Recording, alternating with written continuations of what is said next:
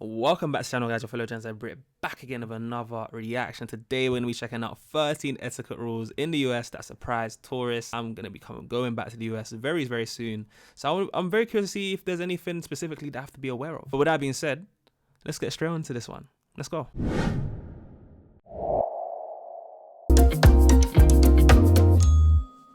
So our parents teach us to be polite, but what you learned as a kid doesn't always apply when you're in another part of the world. So if you're heading to the US anytime soon, I've got some tips for you on what we Americans consider the rules of etiquette and some stuff that's totally okay in the US that other countries might consider rude. Okay. Let's start off with my favorite, food etiquette. Or not finishing the food? Number 1. Feel free to ask for some condiments. Oh, okay. Oh. If you're eating out and your food is tasting a little bland, it's completely fine to ask for salt, pepper, or sauces to add a little zing to your meal. Okay. I know some places in Europe see it as an insult to the chef if you start adding a little spice of your own. But don't worry about that in the US. Nobody's going to be offended or give you weird looks if you ask the waiter for a bottle of ketchup. Even if you're at someone's house visiting, they won't see it as a jab to their culinary skills either. Some just like it spicier than others.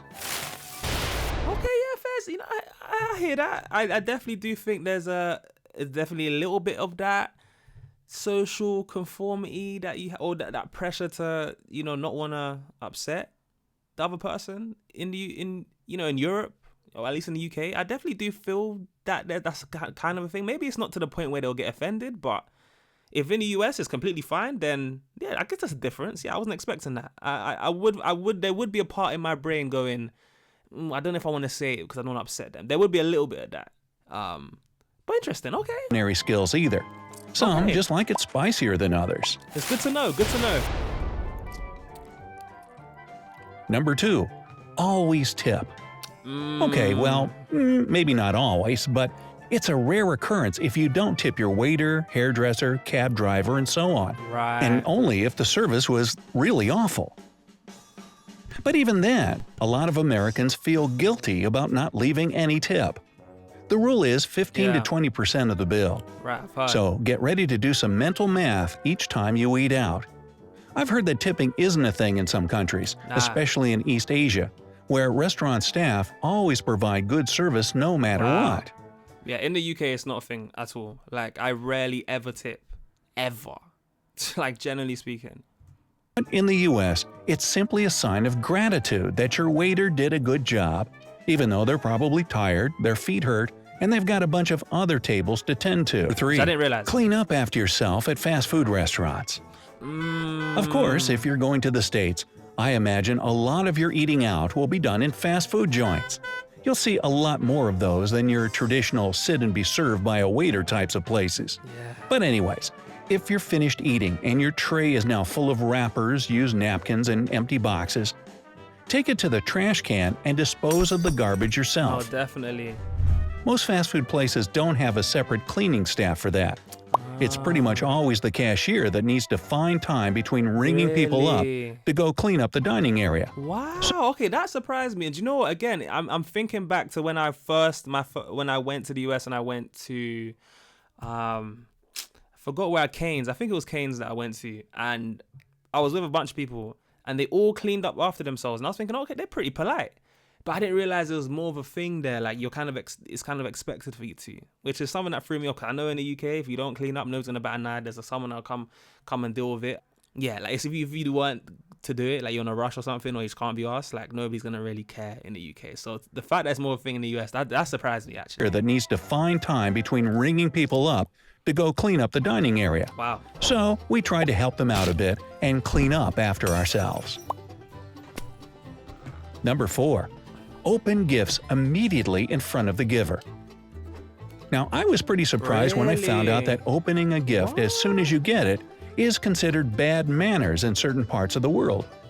I guess some cultures see it as kind of greedy when you start tearing into a present right away. I would wait. In the US, it's pretty much the opposite. Open it as soon as you get it, right in front of the giver. That way, they can see your reaction and you can thank them right there on the spot. There are also no rules about Wow. using both hands or a certain hand when giving or receiving a gift. Just grab it and open it already. Wow, I didn't Number know. Okay, 5. that surprised me. I didn't know that was a thing. I would have definitely waited. I would have thought, oh yeah, thank you. Like, like I'll open it up later on.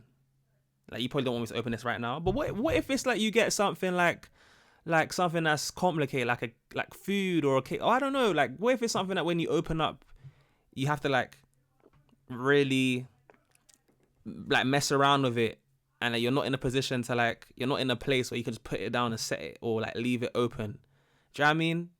Like, wouldn't it be better to just leave that in there? Like, what if because you don't know what's gonna be inside. Like, yeah, I don't know. Unless obviously it's coming in a box, then it's another thing. But I don't know. Yeah, that shocked me. That's definitely Receiving a shocked me. gift. Just grab it and open it already. I didn't know that was a thing. Number 5. Be Wow. ready for small talk. How about that game last night? Whew! When's this weather gonna let up already? Yes, Americans love small talk, so don't be surprised if a stranger just starts chatting with you while you're waiting in line or sharing an elevator. Yeah. It could be sports, the weather, traffic, anything just to have a short, light conversation. I can't really say why we like talking to people we don't even know. But, I mean, if you're sharing a space with someone, are you just going to totally ignore their presence? That'd be awkward. Oh yeah, and you'll get asked how you're doing a lot. No, we definitely ignore in the UK. Like, it don't matter if you're stuck in a lift. If you're stuck in a lift, you're gonna say something. But if you're in a place where you have to be with a stranger for a long time, like waiting for something, sitting next to someone, waiting for the bus, whatever it is, you're not talking. Like, if you start talking, it's like, speak. Like, especially in London. Maybe if you go outside London, because London's more like standoffish and cold, kind of like what I hear Americans say like New York is, like in New York City. So yeah, if you're in places like London, if you speak, people are looking at you like, I don't want to speak. Outside London, it's probably a little bit more like this. I don't know if it's the same in the US, where it's more busy places are more cold and more not as busy places are more friendly. I don't know. But when I was in Ohio, people were like what he was saying. Like, they will do the small talk, which I appreciate. I actually kind of liked the small talk. Or their present. I felt like people were much nicer, because obviously I'm used to people just not speaking at all. That'd be awkward. I like to socialize. Oh yeah, and you'll get asked how you're doing a lot, even by strangers. It's usually waiters and cashiers that'll greet you with a, "Hi, how are you today?" Yeah, Just answer with "Fine," and you? Even if you're not exactly having a fantastic day. Yeah. Number 6. But if someone came up to me and said, "How are you?"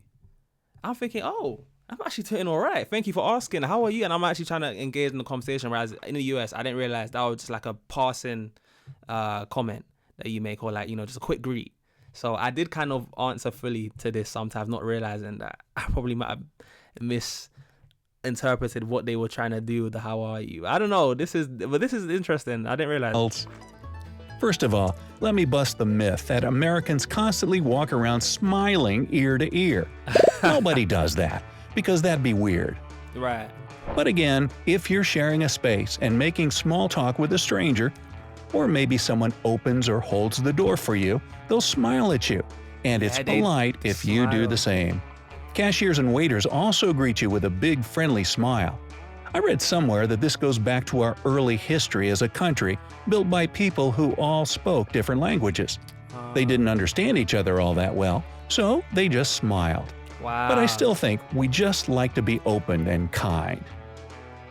So far, all of these so far, when I went to the US, are all true. Like, I feel like I experienced way more smiling. I would walk past someone, they would smile at me. My first thought was, do they know me? Because that's not a thing in the UK. If you smile at someone you don't know, they're looking at you weird. Like, why are you smiling? Do I know you? Some people might take it in a way that's like, oh, that's nice of them to smile. But most people will just find you weird for doing something like that. So that's different. 7. Respect the bubble. Now, here's a pretty funny thing about Americans. We're friendly, we love to chat, but we also really like our personal bubble. The unspoken rule is to stand about an arm's length away when you're talking with someone. Okay. We're also not too big on touching during conversation, because this can be misconstrued as a way of flirting. Oh, really? Of course, the rule doesn't apply with close friends and family, but still, even then, most Americans aren't too touchy-feely. Okay. Number 8. People in the UK are like that And as well. definitely no kissing. All right. I know in countries On like the cheek. Spain and France, people often greet each other with a peck or two on the cheek. There might be Yeah. some Americans who greet the European way, but overall, we don't kiss each other as a way to say hi. Again, my personal bubble is my sanctuary, so Right. don't come in it with puckered lips ablazing. Mwah, mwah, mwah. It's best to just say hi, smile, and keep it at that. Yeah. Number 9. It's like that in the UK as Being well. loud is usually okay. The stereotype of the loud American tourist might ring true most of the time, since we tend to project our voices, even out in public. It's not that we're yelling all the time, but I'd say we certainly speak louder than people in Europe or Asia.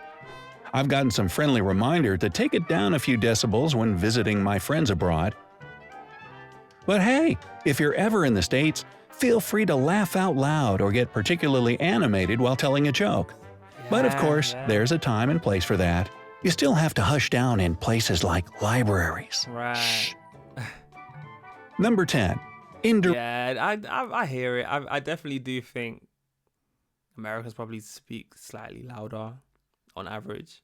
I feel like in the UK, probably the reason why we don't speak as loud as I think, because we're very reserved. Like, people are so conservative. Like, people don't want to, like, if I can hear your conversation, like, that's kind of rude.